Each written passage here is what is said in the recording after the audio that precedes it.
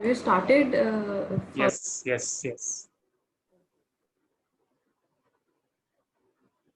I think we can start now, or we should wait for.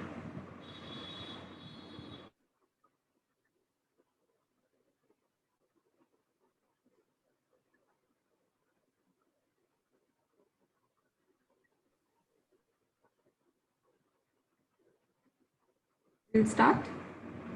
Yes, please.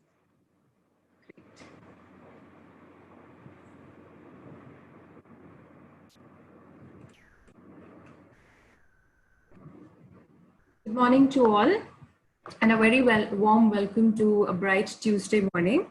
I would firstly like to thank you all for taking time out and joining us for a very important session today under the Diversity and Inclusion Conversations under the NASSCOM DNI Charter, which is a joint initiative between NASSCOM and NASSCOM Foundation. Going forward, every month we will be driving similar workshops on some of the most pertinent topics that are of concern in the current scenario and how as an industry we need to lay focus on these. Today, we all have come together to learn and get some insights on a very vital topic, which is also the need of the hour. POSH, as rightly stands for Prevention of Sexual Harassment at the Workplace. Although the law preventing sexual harassment at workplace has been enforced since 2013 in India, and since then has been very actively pursued and incorporated in many organizational policies for making workplace respectable and sexual harassment free. But today, we are all in a very unique situation, which we had never thought, even say a few months ago, until the world was hit by the COVID-19 pandemic. The work from home was immediately implied across many organizations amidst the nationwide lockdown. However, today, even though the country is going through the phases of unlocking, many organizations still choose to follow the work from home routine for their employee safety and better productivity and flexibility. Today, as we're all confined to our homes and are working remotely and virtually, it is all the more important to understand the POSH in the new normal. And to do that, we have our experts with us today who will take us through some thoughtful scenarios and help us understand POSH even better. Now, before I introduce our key guest, I would like to announce that Q&As will be towards the last 30 minutes of the session, where we'll also have Ashok Pandey, CEO NASSCOM Foundation, joining us to answer some of the important questions. Please do post your questions in the Q&A panel. Without further ado, now I would like to introduce our experts today. I will start with Kalpana Tatavarti, who is a founder at Parity Consulting and has partnered with marquee clients on creating safe and workplaces and advises them on gender inclusion, women leadership, and preventing sexual harassment in workplace. She's also written extensively on the subject and has been quoted in leading publications as well. To join her, we also have Vanya Umranikar, Senior Consultant at Parity Consulting, and comes with over a decade of experience as a practicing lawyer and external counsel. She is a member of Bar Association of Maharashtra and Goa since 2006, based in Pune. Her areas of expertise include real estate acquisition, corporate compliance, and advisory, including litigation and prevention of sexual harassment. I would now like to hand it over to Kalpana to take us through the session. Thank you. Thank you so much, Akanksha. Hello, everybody. It's wonderful to be back with NASSCOM, Diversity and Inclusion Foundation. We have quite a long history. Thank you so much for that wonderful introduction, Akanksha, and thanks, Ashok, for this opportunity. I'd like to share my screen. Can I do that, Saurabh, now? Okay, Yes, got please. that. Yes, see that. Thank you. You can see that? All right. So quickly to start by introducing ourselves, Parity, we are a boutique diversity and inclusion firm. And we have partnered with over 75 organizations in the past 4 years in building safe and inclusive workplaces. We provide solutions across the entire range of diversity and inclusion. Our key specialties are building inclusive workplaces, building a culture of inclusion, progressing women in their leadership roles, as well as POSH, for which we are empaneled by the Ministry of Women and Child Development. As Akanksha has already announced, the session is going to be by two of our facilitators. That's me, founder at Parity Consulting, and Vanya, who's our senior legal consultant. I have over 10 years of experience in diversity and inclusion and preventing sexual harassment. Also a founder at Manaswini, which is an NGO. I also serve as an independent director on listed companies. Vanya is a senior consultant with us with over 10 years experience. What are we going to talk about today in this 1 hour?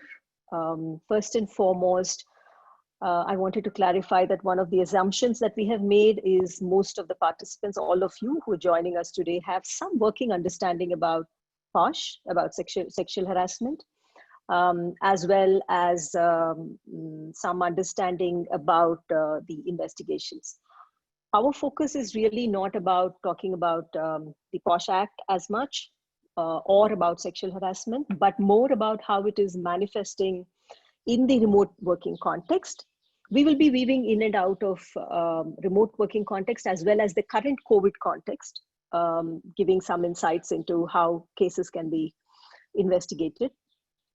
Second objective, really how we as employers can be POSH ready, so to speak, given that work from home is going to definitely increase in the coming future. Vanya also is going to talk about the third objective, which is how can we deal with cases? What are some challenges of conducting inquiries? How are the timelines, specifically during COVID as well as remote working? That is the objective for the session. The plan is that we will, look at our insights, sharing our insights for about an hour and 5 minutes, and leave it open for Q&A for about 25 to 30 minutes. As Akanksha said, please feel free to log in your questions in the Q&A box and she will read them out appropriately. We will be talking both about, so we at Parity, we are very proud of our socio-legal framework, as we call it. Sexual harassment is a social phenomenon that the Act is trying to set right. So we will be weaving in and out of both these perspectives, the legal as well as the social element of sexual harassment. As far as remote working goes, and I'm sure all of you have experienced this, in India right now, 91% of HR leaders have reported that they have implemented work from home since the outbreak of COVID-19, as per a Gartner poll. And the actual number of people working from home in today's context in India is estimated upwards of 3 million, according to Economic Times. And worldwide, 88% of organizations have encouraged or required employees to work from home, and 75% are saying that we will be moving 5% of our workforce to permanent remote working. You must all have heard of some organizations which have given the option to their employees that they can work from home as long as they want permanently. And finally, the Gen Zers, once they enter into the workplace, the general understanding is that the estimation is that the demand for remote work is going to increase more by 30%. So net, what this is telling us is that remote working, there might be people who are, there might be some kind of discourses which are putting a question mark on productivity, but still the fact remains that remote working is going to be part of our lives much more than it was before, even in last year. Now, because of this, I hear a lot of, as soon as COVID set in, I've had a lot of organizations who've called us up and who have said, really people are not coming to office. So do we really need to have this compliance? Do we really need to worry about it? Nobody's coming here, so will sexual harassment happen? And I thought that we can do a quick poll, given that we have more than 300 odd people, 350 odd people who have signed in now, right now, as I see it. I want your opinion on this sentence. Do you think that work from home significantly reduces the scope for sexual harassment? Yes or no? You will have the poll showing for you. I'd like all of you to mark your answers.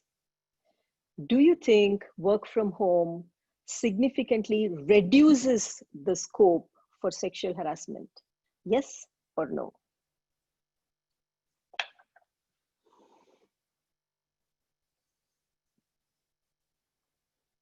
We're keeping this open for you to answer.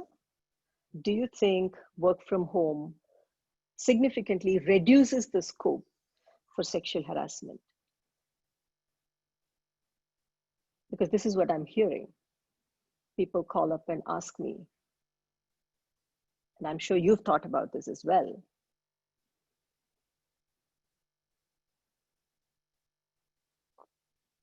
Saurabh, should we keep this open for about 2 minutes? Kalpana, the poll is not available. Can you please put it on the screen? The poll question. No, it is available, Ashok, and we are getting the responses. I'm just ending the poll now, and it will be for everyone to see the results as well. Thanks, Saurabh.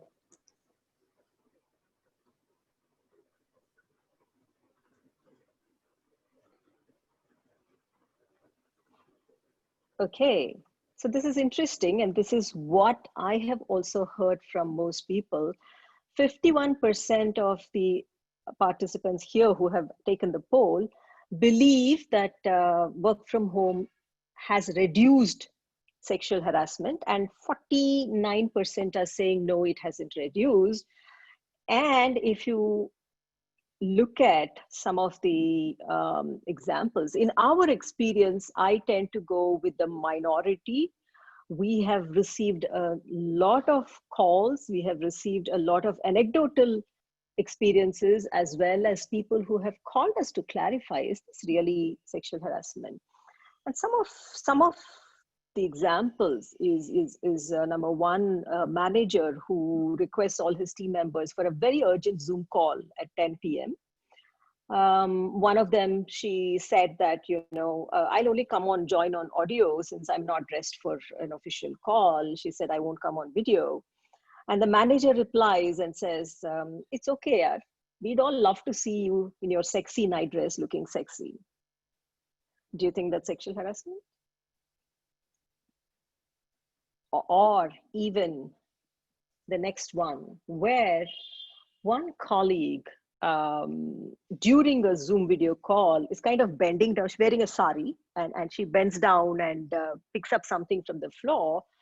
And in 2 minutes, she gets a photograph on her WhatsApp with her waist, which was visible when she bent down, which is kind of highlighted, you know, how you highlight it on a picture. And it is sent to her by one of her colleagues with a smiley. Or even another example of in meetings where there is a break, one of the team members is sharing an inappropriate joke verbally, and then he puts up a photograph of that inappropriate joke that has been doing the rounds on social media, where it's visible for everybody to see in the meeting, in the Zoom meeting. Another thing that we heard was an employee who switches on her video, and in the background, there is a table, and that table is strewn with her innerwear. So we have heard, and we have, in fact, currently I'm sitting on three cases that are going on. The virtual workplace has certain unique features which seem to have brought the sexual harassment onto the virtual workplace. One of them being the perceived distance. You know, I mean, you're sitting alone in your home office, so to speak, and everybody else is not physically present. So some of the things that you would hesitate to state or talk about when people are around you physically, is being shared much more because I'm feeling much more safer sitting here. So inappropriate jokes, comments, calling up people, talking to them a little inappropriately. In fact, in one case that we have received, 4 women have raised a complaint against somebody who 6:30, 7 p.m. in the evening asks for calls and he is drunk. And making inappropriate comments. So the perceived social distance as well as the social isolation, in this case, you know, this gentleman who's all alone, it's making us reach out, and one of the reasons we are seeing this spike. The other is the informal home context, so which kind of removes the formality that is there in the office. So the way one is sitting, the way one is dressed. In one case, I remember this person finishes her workout and joins the Zoom meeting immediately after the workout in workout clothes, which are really not very, very appropriate. Or even lounging around in the bedroom or in the sofa, and which is not revealing, which is not showing a very comfortable visual.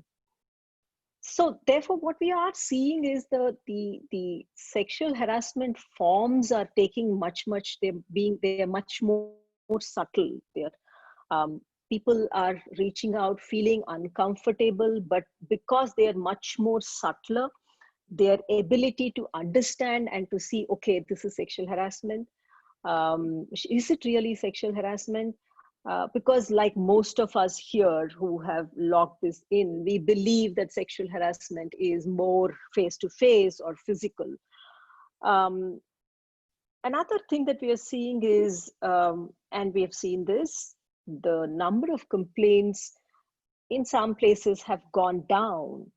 But this could be, in our opinion, Vanya, please add if you have any points to share.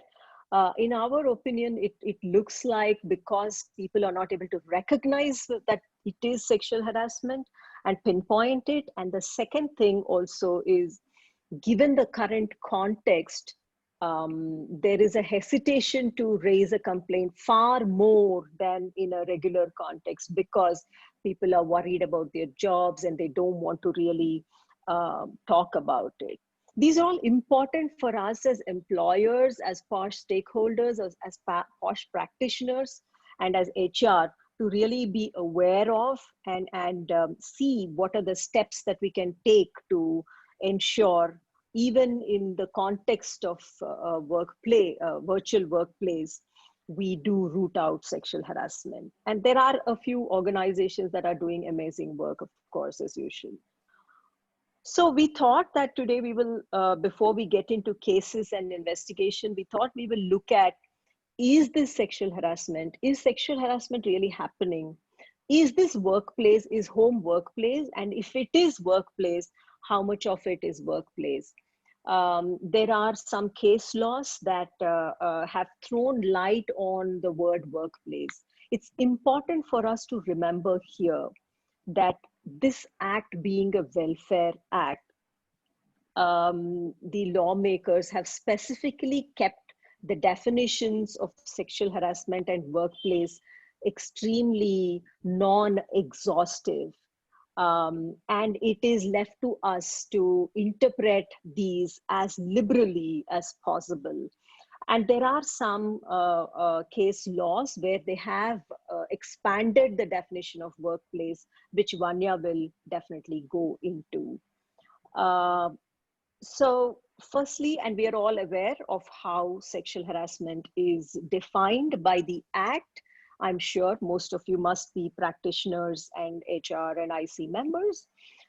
These are the ways in which 1, 2, 3, 4, 5, physical contact, advances, demand or request for sexual favors, sexually colored remarks, showing pornography, any other unwelcome physical, verbal or non-verbal contact. Given this is the case,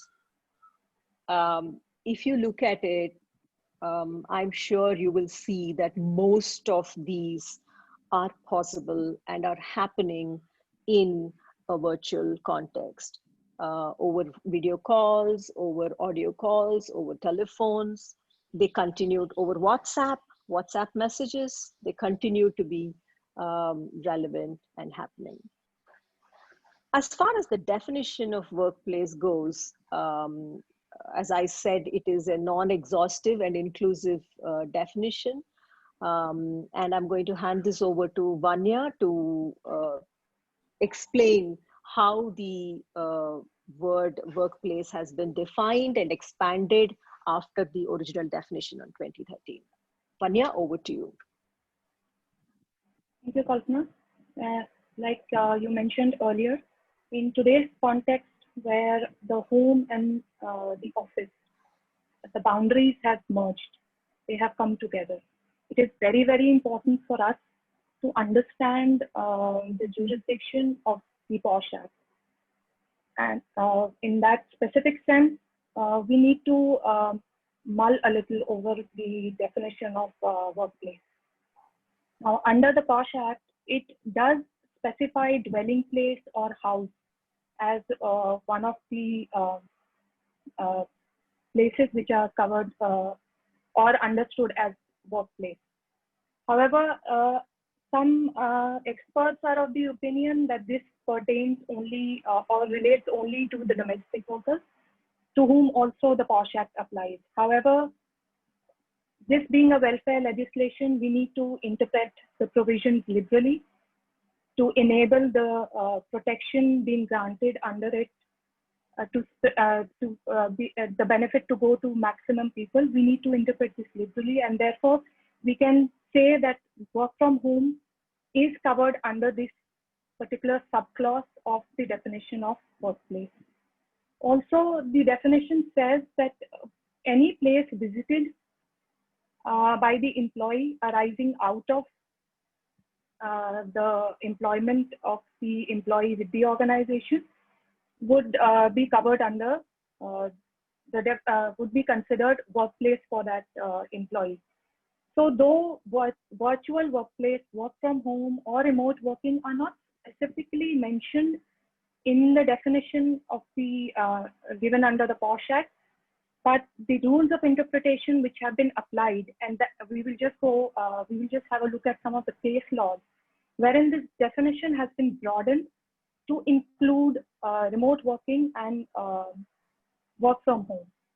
So we'll quickly take a look at the case laws. In Kalpana, can we just move to the next slide, please? So here the leading case or the leading authority to where the definition of workplace was broadened to include the virtual workplace is the Saurabh Malik case, wherein the Delhi High Court said that wherever the employee is actively working and conducting their professional work, that location becomes their workplace. And it is very interesting to observe that here one of the examples given by the High Court were specifically of video conferencing, where they said that in today's world where video conferencing is used to conduct business, and if any person behaves inappropriately during such a meeting, that act will be considered sexual harassment, and the person who has behaved inappropriately cannot say that this virtual space is not his workplace. So the High Court said that the virtual space or the video conferencing tool, which is being used by most businesses today, is an extension of the workplace. And by using that term, they coined the term extended workplace, wherein these virtual events or virtual spaces where businesses are being conducted, they have come within the ambit and the purview of the POSH Act. In today's context of COVID, it is very, very relevant for us. A letter which came out earlier in the year by the Ministry of Labor and Employment, which requested all state governments to issue advisories to all the businesses, stating that because of the COVID situation, many employees are not able to attend their businesses in or attend to their work in their place of business. So wherever they are working from, they should be considered to be on duty from that location itself. So by implication, this in today's context, this letter of Ministry of Labor has incorporated the work from home and the remote working within the purview of the POSH Act. So to put it simply, through this case law and a few and two more that we have put up for you, the courts have expanded the understanding of the traditional term office or workplace to beyond the physical four walls and to include even the virtual workplace, which is being used by most businesses to conduct their operations, keeping in line with the developments that have been taking place in technology. Now, having confirmed that the POSH Act does apply to workplaces as in this remote working scenario, there are few best practices or few recommendations that we have for all of you in this work from home scenario that we will just share with you. Kalpana, can we proceed to the next slide? Yeah. So to quickly summarize, Vanya, for me, the Saurabh Malik case has clearly mentioned that the virtual context is workplace. If you look at what they have said about, somebody on a video conference, something happens, they've said that. And the second point is, if such a residence is an extension or contiguous part, definitely it is workplace. So there is no doubt about this at all, right? Right. Yeah. Now, and these are two more cases which expand it further, the definition. Yeah. Yeah. And specifically the regional director ESI versus Francis da Costa, they have said that we have to keep up with technology. So it is included in that, right? Correct. All right. So how we as organizations can prepare ourselves in this new COVID scenario, remote working scenario. So these are some of the recommendations that we have for organizations. There are certain changes in the policy which are required to be made. To begin with, the definition of sexual harassment itself will have to be more inclusive, whereby virtual actions or behaviors need to be specifically brought within that definition. So I found that if we can give an example, like in most policies, you give examples of sexual harassment. So some of the examples should definitely have the virtual, examples. Then it helps to clarify to them that this applies to virtual workplace. Correct, as well. Like the scenarios which you had shared earlier Right. in the webinar. So those kind of examples: inappropriate emails, inappropriate comments, sharing inappropriate pictures, which can be on WhatsApp or the official communication channel. Again, the definition of workplace will also have to be changed to include work from home and remote working, since most organizations are moving to a format where they are looking at actively keeping a part of their workforce in that space. Specific policies and will need to be designed for their protection, and inclusion of that part of the workforce within the definition of workplace is going to be one such step. So specifically mentioning meetings online, your Zoom calls or exchanges over WhatsApp or email exchanges, they will come within the purview of workplace, whether done from home or sitting in the office space. Now, these changes which are brought about in the organizational policy will need to be articulated and communicated with the employees. So the updated policy needs to be shared.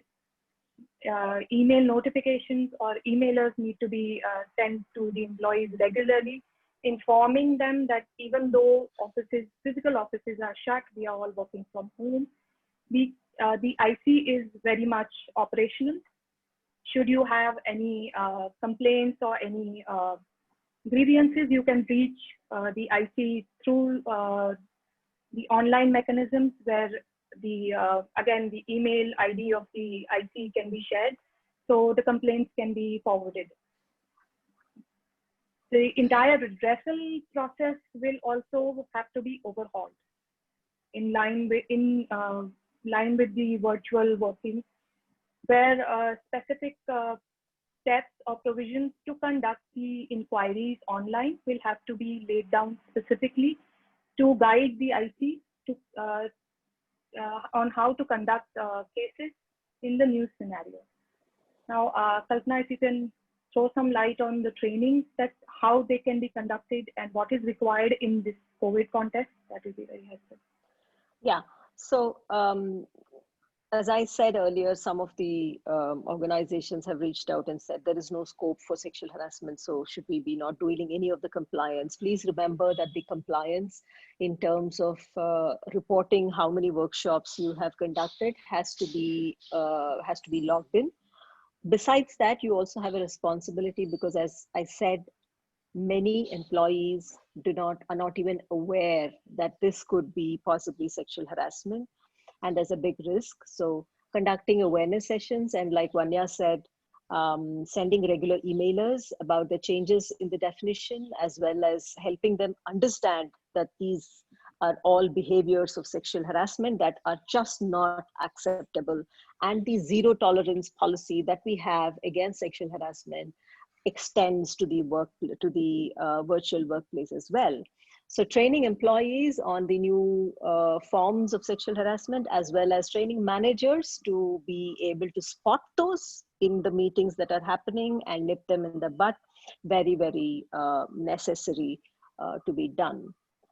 Some of the points that you would be, we are recommending organizations to definitely go ahead and do this awareness building is about what is the work from home etiquette, about dress code. I have talked about this.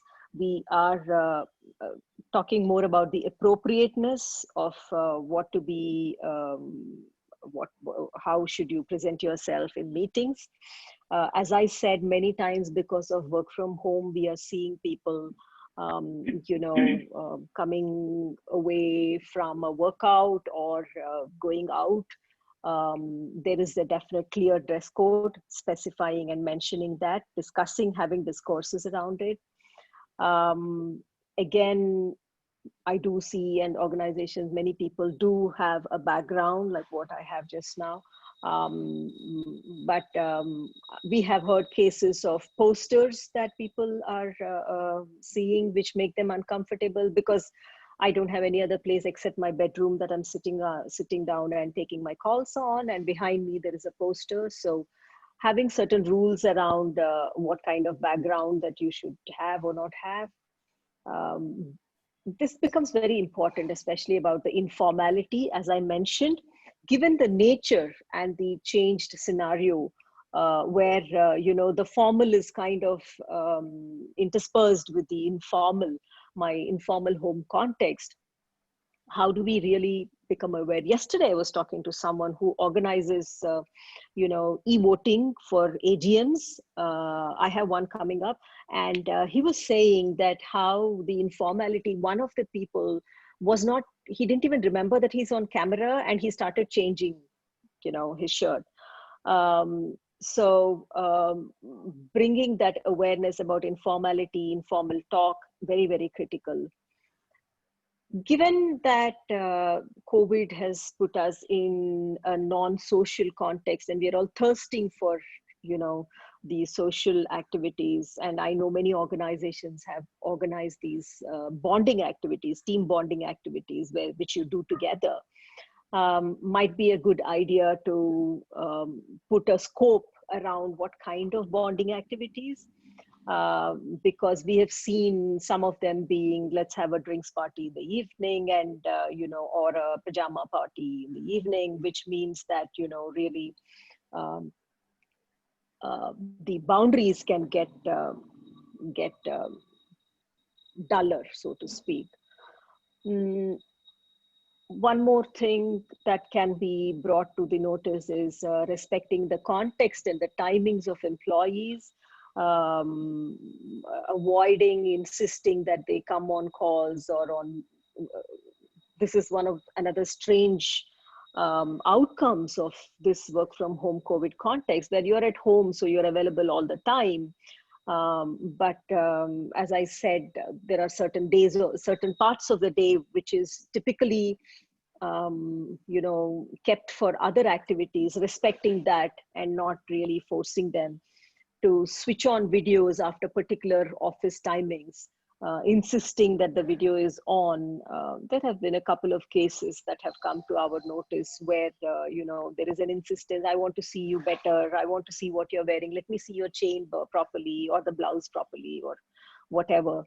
So being a lot more thoughtful about these things, helping them understand. I had a very, sorry to cut you, Kalpana. I had a very interesting query. It was in the reverse. In fact, one of the senior managers, he called up to confirm. Basically, he was just sharing. He's like, one of our employees, she's a mother of 2 very young children. And she generally requests for meetings post 8:30 when dinner is done and kids are in bed. So is it okay if we go ahead with her request, or can it backfire?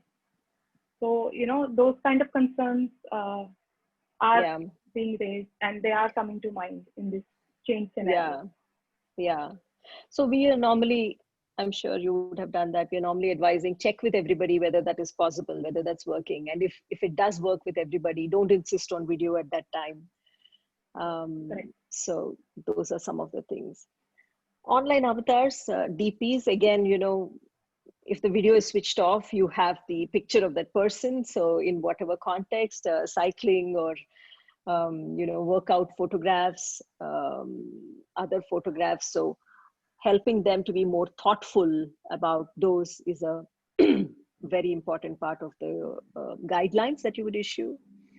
Another slightly troubling thing that we are seeing is we all want to be active on social media. And so, we switch on the cameras and take a screenshot picture of meetings of all of us there and posting it on social media. Again, being a lot more thoughtful about it, because you probably have a nice background, others might not have, and being very, very considerate about that is important.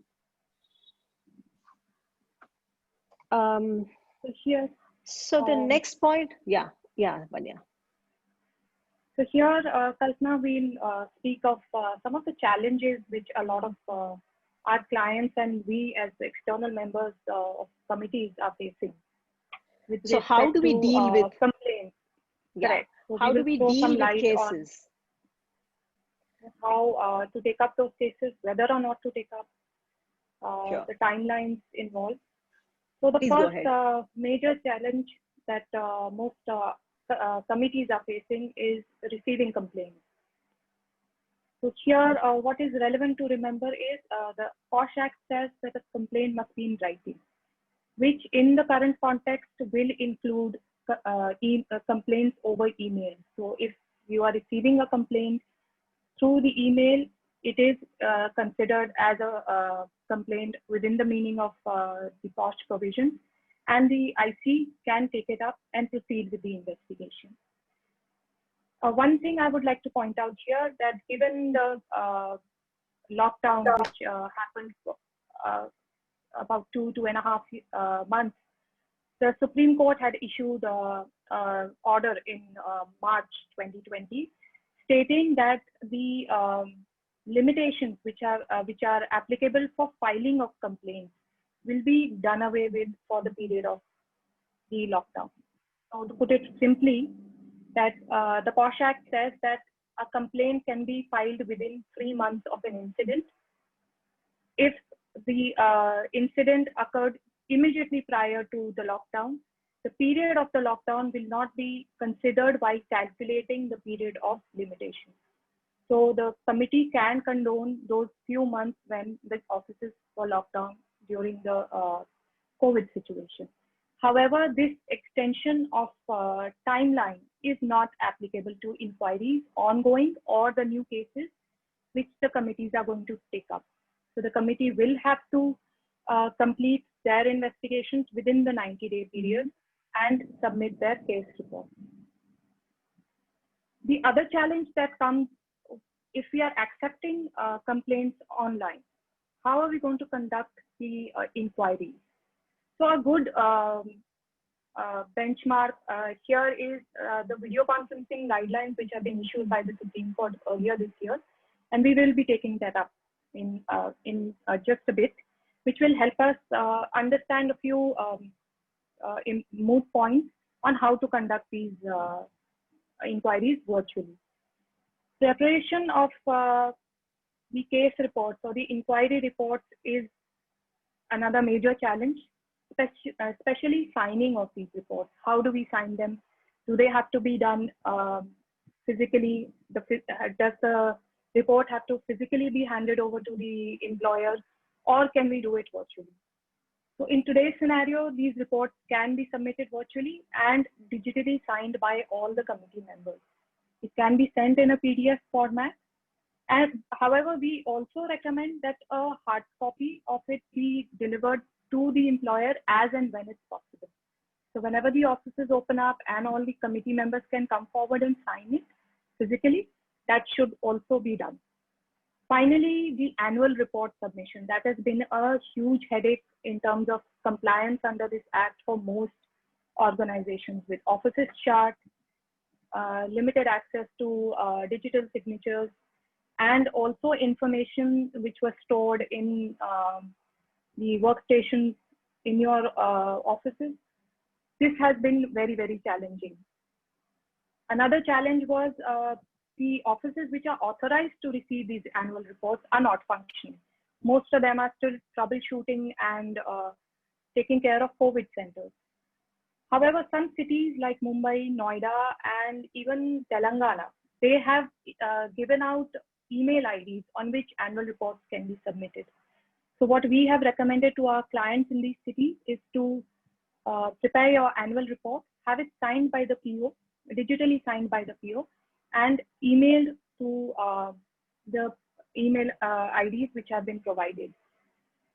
Now, in cities where it is not possible or the email ID has not been given, like one of our clients in Pune, they called me up and they were like, I sent my person to the office and there's nobody there to receive the report. What do we do?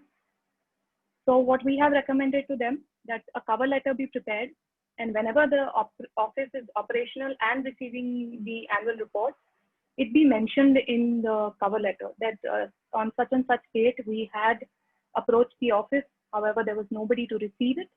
So therefore the delay in submission, and now when the offices have resumed, we are submitting our annual report. So these are some of the challenges that have cropped up in today's scenario. I'll quickly take you over the video conferencing guidelines on how to conduct inquiries through the video conferencing. Now, out of the many rules which have been set out by the Supreme Court in its guidelines, these four I found are most relevant and applicable to the internal committee investigation. One very important one for the IC committee members is recording of the proceedings is permitted by the coordinator, or in our case, the IC. So one of the IC members can be appointed to record the proceedings. Why this is important is, in many cases, the scribes are not available to take down the details of the proceedings. So later, when the committee members have to sort of review the proceedings during the deliberation, and at the time they want to come to their recommendations and conclusions of the entire inquiry, this will be very useful. What needs to be remembered, that the recording is permitted only for IC members or the coordinator. Parties or witnesses are not permitted to record. That is something that needs to be considered and communicated accordingly. Documents, as per the guidelines, have to be provided to all parties in PDF One format quick point. prior to Sorry the to meeting. Sorry to interrupt Yeah, you, sure. Vanya. One quick point is that we are making sure wherever we are recording it, we are making sure that we are not sharing the recordings with anybody. It is recorded and we transcribe it. And the transcribed notes or depositions is what is shared with other IC members as well as with the parties. So we are not sharing the recording at all. That's important to note, you know, to maintain confidentiality. Absolutely. So privacy and confidentiality, while maintaining that, these recordings have to be taken, and necessary steps have to be incorporated to maintain confidentiality. So documents, like I mentioned, have to be shared in the PDF format with all the parties concerned prior to the hearing, giving them sufficient reasonable time to go over the documents before the hearing is or the interview is conducted. The depositions, the Supreme Court guidelines allow they can be signed digitally. So this is a huge thumbs up. It facilitates virtual processes and procedures. Identification of witnesses under the Supreme Court guidelines has been provided, where the witnesses are required to file an affidavit before the court, identifying themselves as the person who is going to be presenting the evidence and appearing in that particular hearing. This provision can be modified a bit for the purposes of the IC, where IC can issue certain guidelines to to the parties who are required to be present. We at Parity have helped several organizations develop these guidelines, which they can send across along with the notice for the interview. So before the interview is to be conducted by the committee can attach the guidelines, and these parameters of, can be mentioned therein. The basic do's and don'ts, that recording is not allowed by the party. You must have a you must provide us with a self-declaration that you are in fact the person who is going to be present in the hearing, and the same person who has been called in as witness.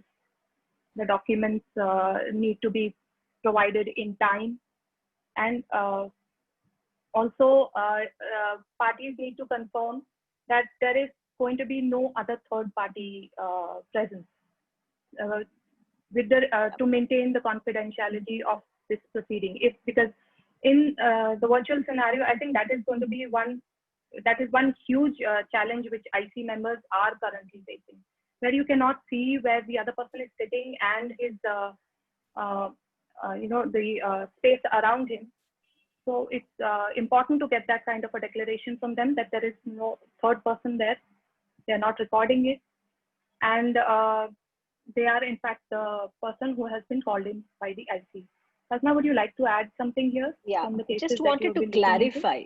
Yeah, just wanted to clarify that the SC guidelines on video conferencing that have been released is different from the guidelines we are talking about. The Supreme Court has released video conferencing guidelines, which I think we should be able to share a link to that with everybody later on, Vanya. We can send it to sure. NASSCOM, which we are kind of extrapolating that we can use it even for the internal committee. The guidelines that we are suggesting and recommending that we send to the parties before a case is about the do's and don'ts when we are conducting inquiries virtually. Some of the challenges, Vanya, I'm moving on to the next slide. Some of the challenges that we are seeing, especially now, I'm sitting on a case where it's in Delhi, and we are doing the virtual inquiry. I noticed that the one of the parties was, as we were questioning him, he was WhatsApping, right? And we ask a question, and then there is a silence, and there's WhatsApp, and which really contravenes the point that you cannot have a third person while the inquiry is going on. So The other thing that we had noticed is people switching off their videos, where they say that I will only talk. Witnesses we have seen who've said that.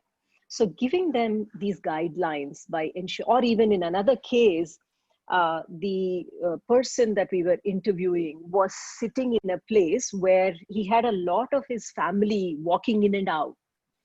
And this was all these things are very sensitive. So your ability to get accurate, clear answers might be compromised if they're sitting in a place where people can walk in and out. So sending a set of guidelines for the interview saying that this is allowed, this you should be doing, is we are finding helps a lot in ensuring that your interviews, virtual interviews, are as close to a face-to-face as possible. Yeah, over to you, Vanya, on conducting inquiries online. Absolutely, absolutely. So those are exactly the guidelines that I was referring to for the purpose of conducting the interview, so we can maintain confidentiality and conduct the inquiries in as fair a manner as possible. So here we have just heard Kalpana telling us about the challenges that the committees are facing while conducting interviews. So one of the recommendations that we have is to have these guidelines in place, which are sent along with the notice for organizing the interview, so the parties know what they are, what is expected of them, what they can do, and what they can't do. The second challenge that committee members or ICs face is reviewing evidence or documents. Many times documents are in hard copies. They may not have been scanned, and during lockdowns, there was no access to infrastructure where scanning and all was possible. So in such cases, we recommended that snapshots be taken and it be circulated through WhatsApp, or if parties were reluctant to do that, we recommended that copies be made and sent to all the IC members. Now that is a little time consuming, but it helps all the committee members get the required documents for review, so they could proceed with the matter in an informed manner. So that is access to documents or evidence is the next challenge which was faced by committees. The third one was with respect to deposition. Now, like I mentioned earlier, many times scribes are not available.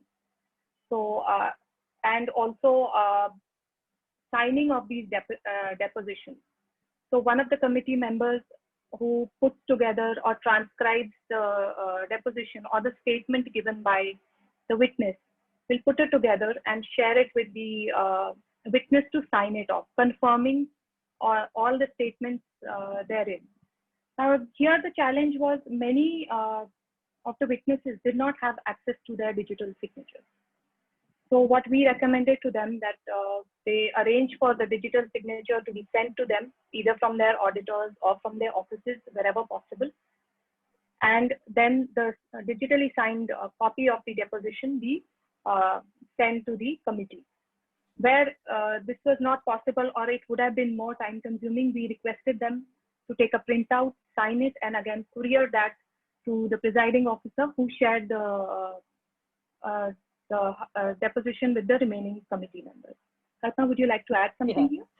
Yeah, we are noticing that really the time taken to conduct the inquiries has phenomenally increased, because even for one, the deposition, to get it signed by all the IC members and then share it with the party, whether it is the witness or not, and then get them to give it back to us, it's taking a long time. So we are also using the Adobe signature, the PDF. Once you PDF it, you have the facility there for signature. That is kind of helping. So I just wanted to add that. Yeah, so technology, instead of facilitating, has been delaying the entire process, Yeah, it so has. to say. Yeah, and that is also the hindrance in the next point, where putting together the data and the evidence is becoming challenging. How to accumulate all the information and the evidence, and more importantly, keep it safely. Like we mentioned earlier, recordings can be, recordings are permitted of the proceedings, but how to keep them safe so they don't get misused, or even the documents which are shared, they should not be shared, inadvertently by parties who are not concerned with the matter. So things like that are making the entire process very, very challenging. And finally, like Kalpana mentioned, IC members are in various locations, getting all of them to sit for the deliberations, to come to conclusions and prepare reports. Even if the report is prepared, getting it signed by all the members is taking a lot of time. It is just causing more and more delays. But I think it is required. This is something we must complete, even if it takes a little more time. We can seek condonation given the current situation where all of us are working remotely, but we must comply with and follow due process. Finally, One I of think the the biggest things, challenge today. Panya, Yeah. sorry to interrupt you. So one of the things that we are also recommending and doing is, in the case report, you mentioned the context, that it was difficult to get this evidence on time, it delayed. So mention the context to ensure that, the current context is built in. And as you said, in case the timeline goes overboard, you have captured the reason for it in your report. Correct. That's a useful recommendation. And finally, I think the biggest challenge that all the committee members and all of us are facing in this virtual space is privacy and confidentiality of the parties, of the proceedings, and all the information that is collected. This is required to be maintained, and it is very, very difficult to do it. Like Kalpana earlier shared her experience where the person was sitting in a room where family members were seen in the background. So these are situations which need to be avoided, and which the committee members need to inform the witnesses will not be accepted. So to summarize, in today's COVID context, the POSH Act is very much applicable. Cases are happening. They just have become more, sexual harassment has become more subtle. It has gone into the virtual space. Because of the blurring of the work and the home, it is become very, very difficult to maintain boundaries. And because of these boundaries which are getting blurred, many of these cases are coming up. In fact, there are some of our colleagues who have mentioned that they have handled more cases during the COVID months than they did earlier with the same organization. So the challenge is very much still there. And I would say because of its changed form, it is taken a different look, and we need to step up and look at it differently, and need to be prepared for what is coming our way. Kalpana, would you summarize this so we can kind of move into the Q&A then? Yeah, so I think it's definitely put a bigger responsibility and burden, additional burden on the employers in terms of managing these. It has become a lot more challenging. But we can use technology. We are very clear that sexual harassment is the definition encompasses something much more than what we seem to think, that it is just face to face. the workplace, yes, home is definitely workplace. There are a lot of gray areas. So in the way you interpret workplace and the cases that come up for you, look at it in a liberal sense. And the SC guidelines are very clear that you can go ahead and conduct them virtually, the cases.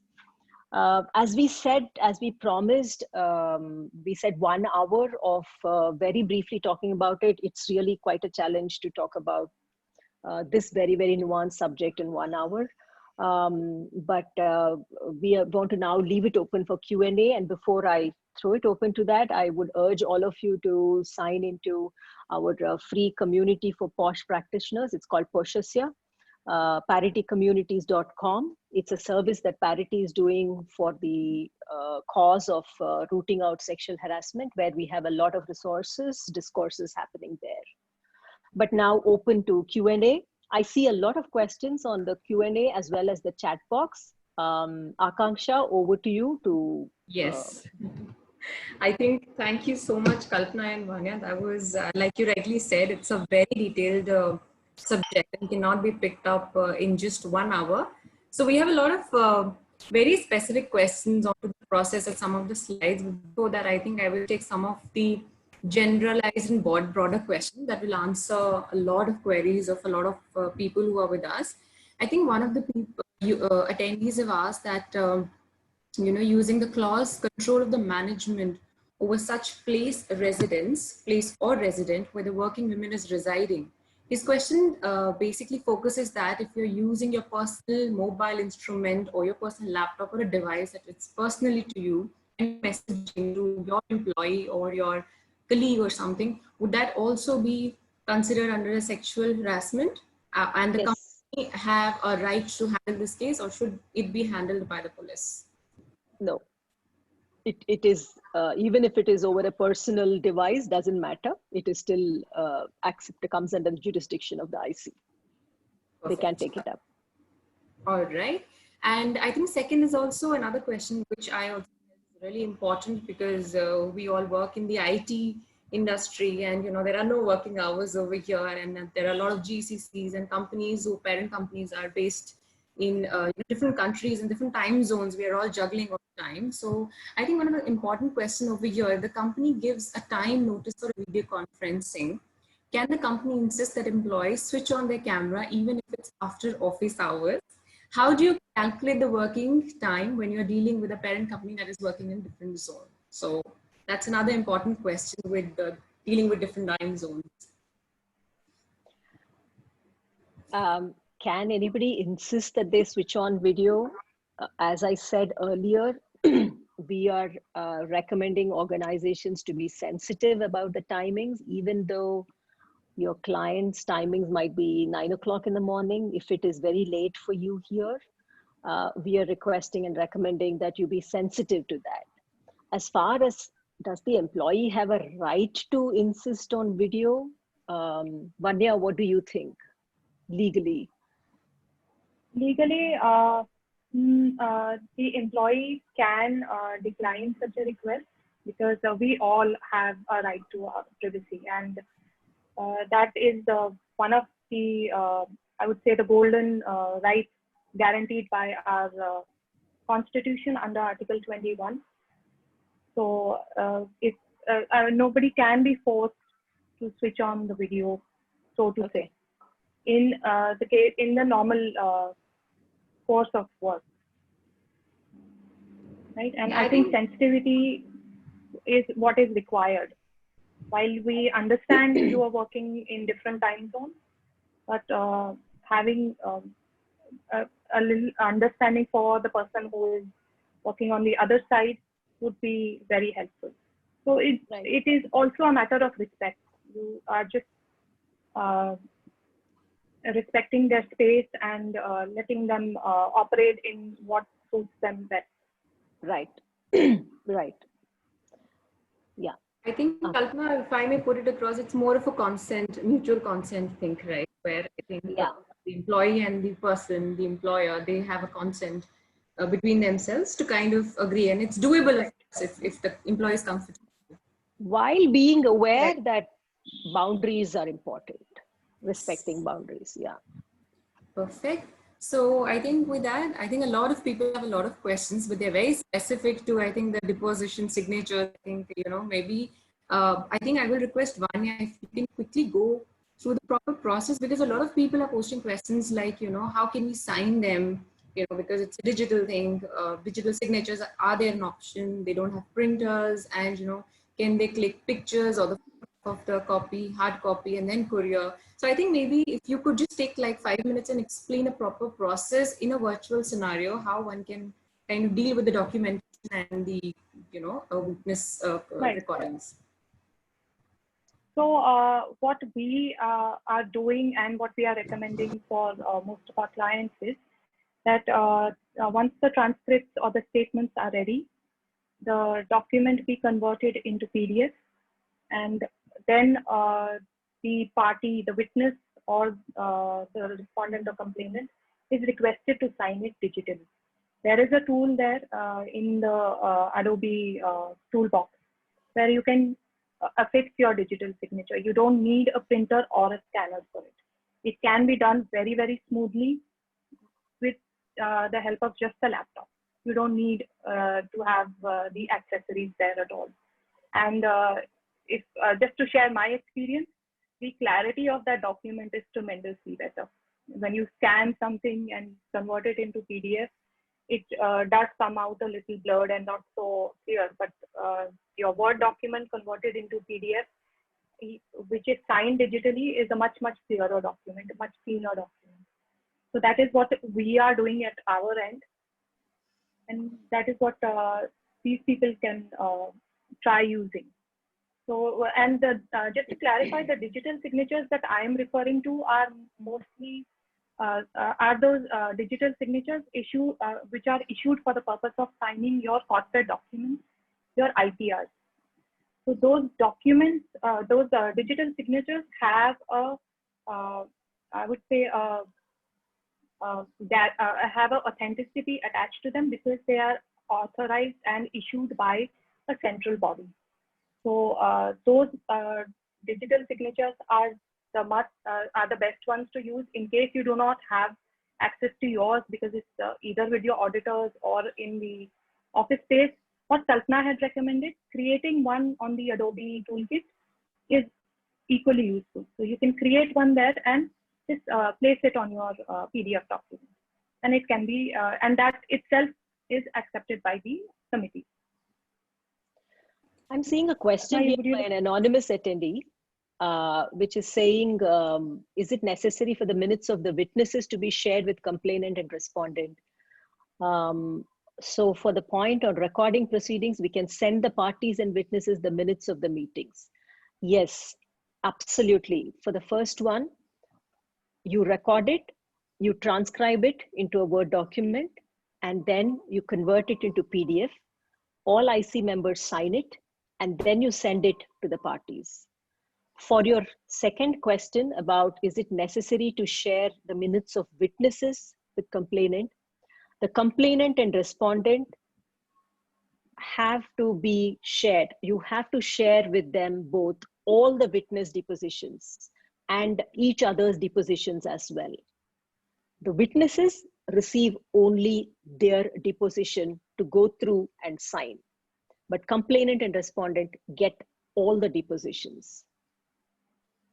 I hope that clarifies, because I thought this was in, yeah. I think one thing we can add, Kalpana, is in case one of the witnesses wishes to keep their identity confidential, we can do that, where all identifying information may be removed, but the statement itself is shared with the complainant and the respondent. So identity can be secured. Yeah. That the committee is authorized to do. Another question from Sharada Ramani says, can the committee insist on video on before the meeting itself? Sharada, we did mention that according to the SC, we can do that. In fact, you should insist on the video being on. As I shared earlier, you need them to be alone. you need them to be not having anybody sitting with them. Do you remember in committee meetings, they are not allowed to bring a lawyer into the inquiry meeting. So the committee can insist that the video is switched on before the meeting. That is why we have said, instead of insisting it after you get into the meeting, send them a guidelines document so that they are prepared. Sometimes they might not be prepared, right? They might not be camera ready, so to speak. So send them a guidelines document beforehand so that they're prepared for it. I think another interesting question, I think, which says, do you see an increase in digital and cyber stalking during this pandemic? Yeah. And should the organizations involve an external agency for technology support like cyber police, etc.? So I think would love to hear your comments and your suggestions on that. I have definitely seen a lot of stalking that has increased, and yes, cybercrime has increased. Vanya, your thoughts? So there has been a threefold increase in cybercrime, particularly against women, and during this COVID period. So which goes to show that the threat of sexual harassment has not minimized at all. It has just moved to another space. It's just become virtual today. So there has been a huge spike here. And crimes are of all sorts. Stalking is one, morphing of images. There is another new form which is known as doxing, where personal information or certain confidential documents are stolen from the laptop or the phone of the person, and they are misused later. Even digital signatures are being stolen. So I think here we need to be a little prepared and keep our antiviruses and those kind of things in place, because in the cyber domain, it is very, very vast, and some of the types of infringements which are happening are very, very new, and these hackers and people are always 2 steps ahead of us. So yes, stalking and cyber crimes, particularly against women, have seen a tremendous spike.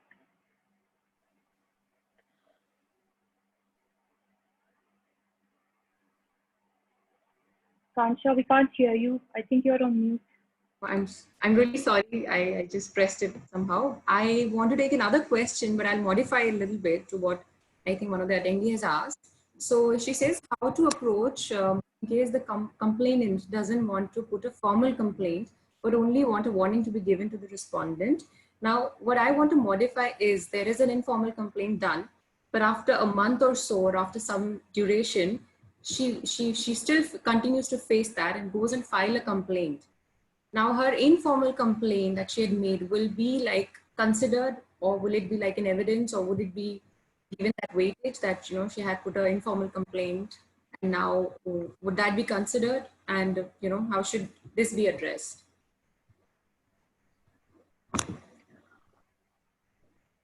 Shall I go, Vanya? Yeah, Kalpana, I think this one. Yeah. One thing that we must remember is the Act clearly states the complaint has to be in writing, and email is accepted as writing for the IC to take it up. So if the IC has to take it up, they need to receive a complaint in writing. We have seen many times that the complainant will informally just say that this is happening, and, you know, I don't want to put anything in writing. The moment it comes to an organization's notice, the IC might not take up the case, but remember, the organization has a responsibility. If the organization comes to hear of a case, they have to take some action. It has both a moral and a legal element to it, right? If you have heard as an organization that somebody is feeling unsafe, you are expected to take some action and not just stick to, okay, the law is saying no anonymous no complaint, I can't take it up, so keep quiet. No. So the moral element is you need to do something about it. So what we advise is do some fact-finding exercise, HR can step in, look at and see where it is coming from. Ensure that you take some action, perhaps a small training program there, awareness building session with that particular team, and you document that. The second element is the second part of your question, Akanksha, where you're saying, what if after 1 month she raises a complaint? The investigation begins then. But if she is referring to some of these incidents happened earlier, of course you can take it. Remember the 3 month plus 3 month timeline that is given by the Act. It says you can take up a complaint within the last 3 months plus another 3 months if the last act of sexual harassment should have happened within this time. So I have evidence. I'm telling you that, 3 months back, he sent me a message. I received a message. 4 months back, something else happened. All of those will be taken as and investigated into, Akanksha. I hope that answers your question. Yes, I think, yes. Kalpana, can I just add to your answer? Yes, please. The thing is, the POSH Act actually starts with prevention. So one of the major aspects of again, ICC has changed the name to IC. The whole aspect is the IC members have a very, very big responsibility of prevention. So earlier it was called Internal Complaints Committee, and then now it's called Internal Committee. The reason is they have a big responsibility of ensuring prevention. And so all these aspects, whatever we are talking about, is more to ensure prevention, and then, look at it in a different way. So I think somebody has also asked a question, is it necessary for them to change the POSH rules of the particular committee? No, it's not there, because it's already covered in that. What is required is more of education, and all the IC members have a very big responsibility to ensure that whatever she mentioned, Akanksha, is a classic example of prevention. When such a committee, when such a complaint is there, then the IC members have informally they can have discussions with those people and sort it out before it becomes a big issue or as a complainant. So that's my submission on this. Absolutely, Ashok. Fantastic. But please also, we need to remember there is a legal responsibility as well for the organization, where the law says that if you've heard of sexual harassment, you have to take some action. So besides the committee and anyone else engaging with them and trying to see what are the ways in which we can prevent this from repeating, ensure that you're also taking care of the risk mitigation and the legal part. Great. So I think I have another question over here. I think Kalpana and you were talking about it yesterday, and where I think somebody is there's a kind of a thought where the sexual harassment is only for women. Somebody says, is it for men? Is it gender equal, gender neutral? Neutral. So I think you can shed some light on that perspective also for the people here today. Yeah, this is a question that comes often, and yeah, we discussed it in Ashok, and we also discussed it earlier. Everybody says that, but please remember, the Act protects only women. So the legal jurisdiction of the internal committee is complaints by women. But, and that's a big but, you can make your policy bigger than the Act and make it gender neutral and support and say that we have zero tolerance to sexual harassment against any gender, anything happening. And some organizations we see either take it up through the IC or they take it through the grievance redressal. But the IC's jurisdiction in terms of it being a quasi-judicial body protects only women as of now. Perfect. Yeah, Perfect. that answers. Thanks. I see an interesting question here, and Vanya, it's from Pooja Khatri. Sorry, Akanksha, I'm taking up your Please. as well. By all means. Yeah. Pooja Khatri is asking, can an email confirmation be taken equal to a signature? And currently also we face this in the current. If, for example, the complainant, we send the deposition to her and she says, hey, listen, I'm not able to use that Adobe signature, but I confirm that I have read through this deposition and I'm fine with it. She says that over an email. Can that be taken? Is that valid? Is Pooja's question.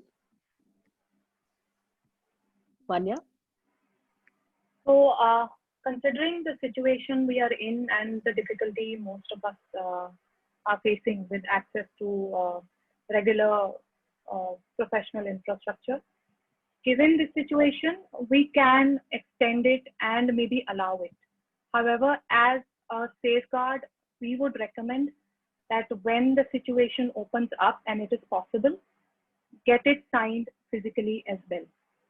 So for the time being, while the person doesn't have access to a digital signature, the email confirmation will do. But when the situation changes and she can obtain the digital signature or is able to come and physically sign the document, that must be done to complete the process. But in the interim, in the meanwhile, it's okay to accept the email confirmation just to facilitate the process. Yeah, we've done that actually. We've taken that as a yes, because she was not able to, and we did not want to delay the timelines. So we have taken that, and we have, taken a printout of the email where she has given her approval. Wonderful. It's an interesting, yeah. Go on, read out this. Yeah. There is an interesting question about cross-examination by an anonymous attendee. Is cross-examination a mandated process, and where can I find this rule? Yeah. Also, can we take the questions by the parties to each other without letting them directly cross-examine each other? Vanya, you want to take the first part of the question? So, yeah, so cross-examination is something we as lawyers, we learn in the course of our work, where we see our seniors practicing. However, there are certain useful handbooks and even some articles online which you can read up how to effectively cross-examine a witness or cross-examine somebody who's presenting a document or a piece of evidence with respect to that. You can look that up, prepare yourself prior to the hearing. I think the question, Vanya, sorry, the question really is saying, is cross-examination mandated in an IC, during a POSH case? Yes, it is. No, there are some case laws which have clarified that. So what the case laws and what the rules say is, if a party wishes to cross-examine a witness, they have a right to request for it, and the IC must allow it. They Absolutely. must ask for it. And once new documents or new evidence is presented to the IC, generally the ICs do ask the other party that, look, this has been presented. Would you like to cross-examine this new witness who has come ahead? Or would you like to cross-examine the person who has submitted this new evidence? Generally, in practice, we have not seen many people go for this. They usually read the document or go over the statements, and they prefer to give their own statements in writing. Here, one thing, I think there was another part to this question where the person was referring whether they can send questions to the other party in writing. See, the whole point of cross-examination is, where one question is asked, the answer from the witness or the party leads to the next question. It is very impromptu, very spontaneous. That spontaneity is removed when you do it in writing. So even though it can be done to facilitate the process, it will not have the desired effect. It will not be as effective as cross-examination happening face-to-face or even virtually through a call.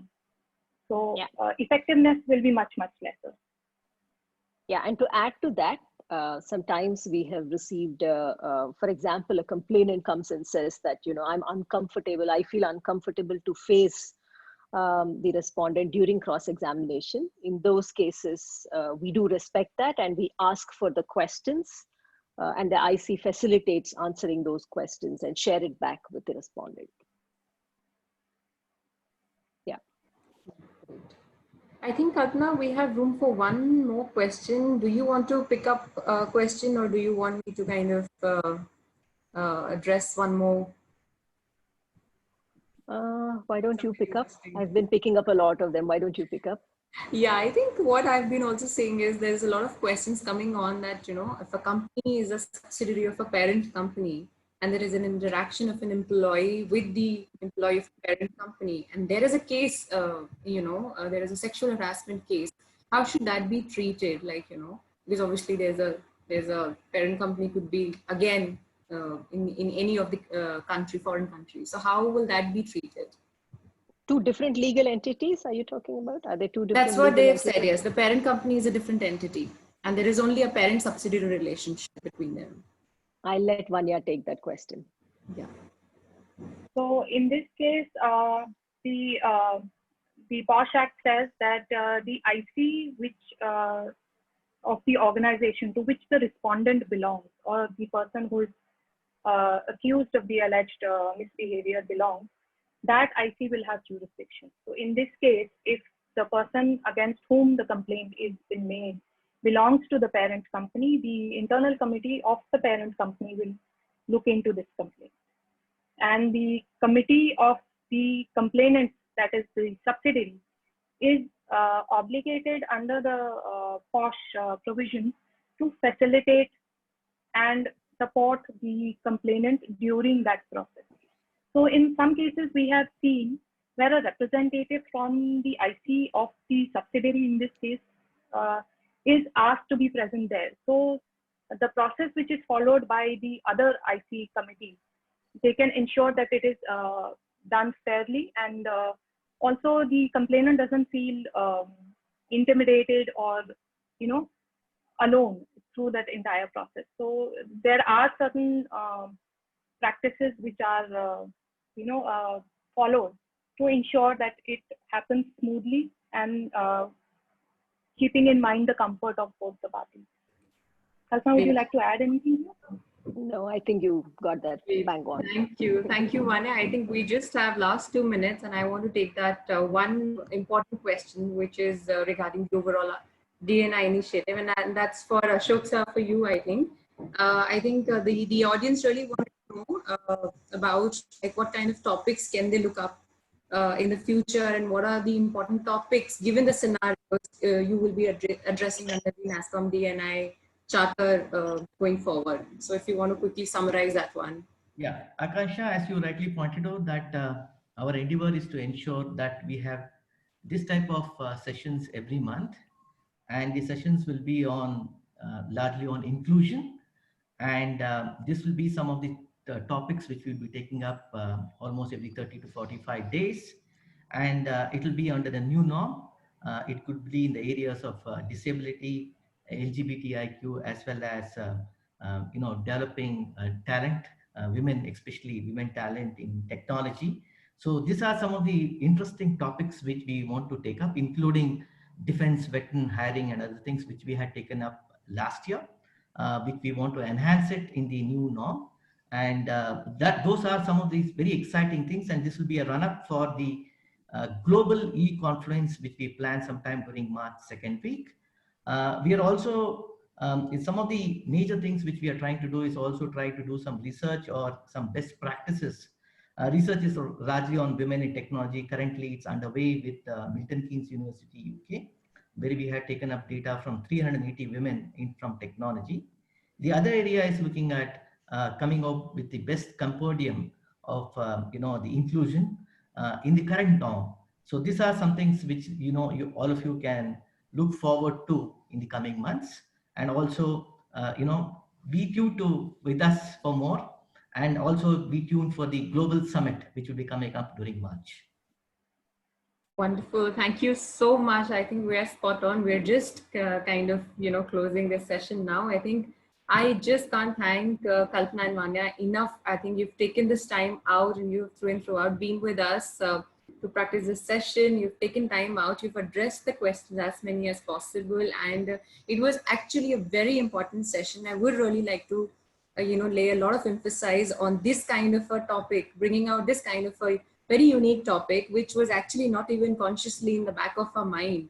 but I think this will leave with a lot of learnings as well as questions to all our audiences, and they will go back and prepare their organizations for a more safer and a healthier virtual workplace.